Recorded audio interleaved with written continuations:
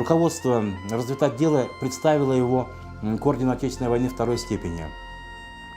Но посчитали, что и это высокая для него награда. Понизили на один уровень, наградили орденом Красной Звезды.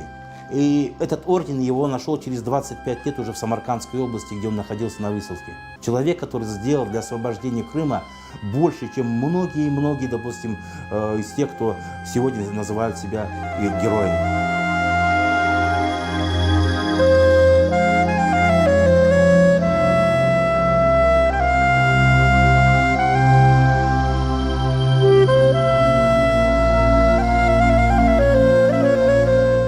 Дети, в конец исхудавшие, это была только кожа и кости, они грызли картофельные очистки и шелуху лука.